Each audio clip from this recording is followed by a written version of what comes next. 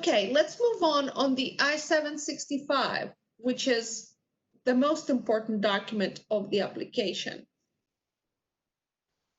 The I-765 application is used for many different applications to USCIS for employment. So not every section of this form may apply to you. Start in the part where it says start here. Then let's go to part 1, reason for applying. For someone who's applying for the first time for post-completion OPT, you should select 1A, initial permission to accept employment. Part 2, information about you. You should include your family name, which is your last name, your first name, and a middle name if you have one. Here, there are some sections for further names you may use or legal names you may have. If you do not have any additional information to put here, you can put N/A. Okay, so let's move to the next page. USCIS needs you to give them a US mailing address. This address needs to be an accurate US address where you want your EAD card to be sent. It can be your home address, it can be a family home address, it can be a friend's home address. So choose the address that you want to use here wisely. Now, in the following section about US physical address, please provide them with a physical address if it doesn't match your mailing address. Then question 8, A number. Please provide them with an A number if you have one. However, if you're applying for post-completion OPT or OPT, you should leave that section blank. You most likely do not have an A number because you've not applied for OPT before. Number 9, USCIS online account number. That should also not apply to you since you're applying for OPT. Leave that blank as well. Question 10 and question 11, please fill those with accurate information. Question 12, have you previously filed Form I-765?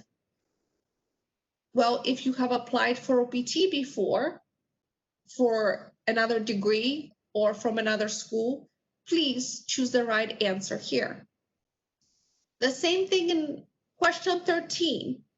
13A, has the Social Security Administration ever officially issued you a Social Security card? Well, if you have a Social Security number, please select yes. If you do not have one, if you do not have a Social Security number, please select no.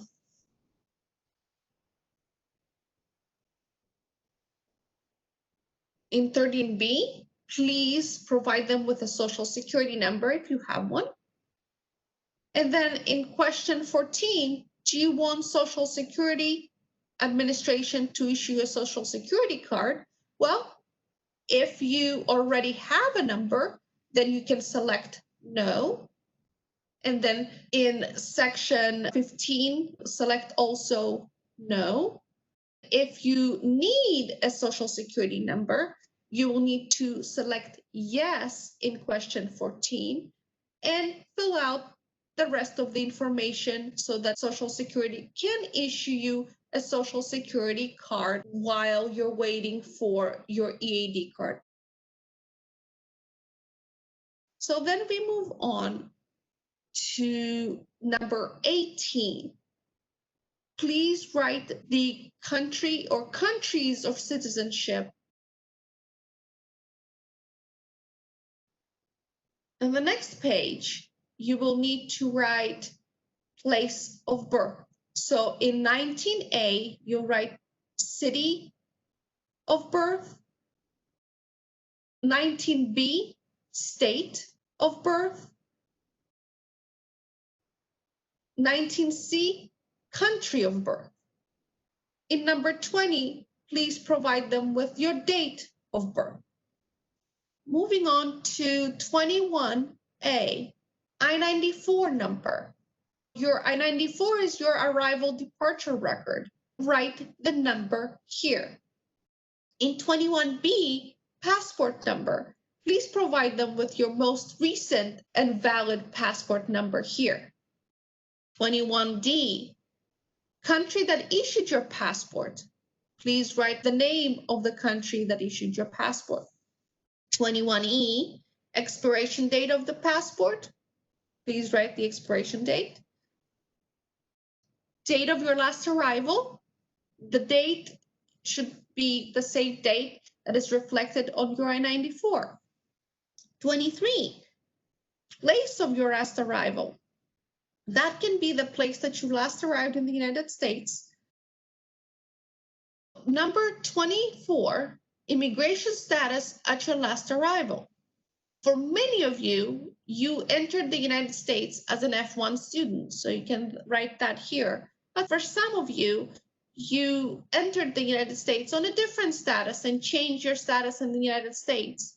So please remember to enter the right status here. In number 25, your current immigration status, it should be F1 here. Number 26, CVIS ID. The CVIS ID is located on all of your I-20s on the top left corner of the page. It starts with an N. Write the CVIS number here. Number 27, a very important section. Here you signify what kind of employment benefit you're applying for. For post-completion OPT, you need to include C, 3, B. Then you need to skip the rest of these sections because for post-completion OPT, they do not apply to you. So we will go to part 3. In the applicant statement, please check off the right answer and then write the applicant's contact information. Make sure you hand sign it and date it. But before you print and hand sign it, let's look the next few pages. Part 4 will remain blank and part 5 as well. Part 6 is a section that you need to fill out. You will need to include your last and first name and middle name if you have one. In this section, you can include additional information such as any previous work authorizations, such as CPT, OPT that you've had in the past, or previous CVIS IDs. For detailed information how to write this information, please visit the instructions that you got by email.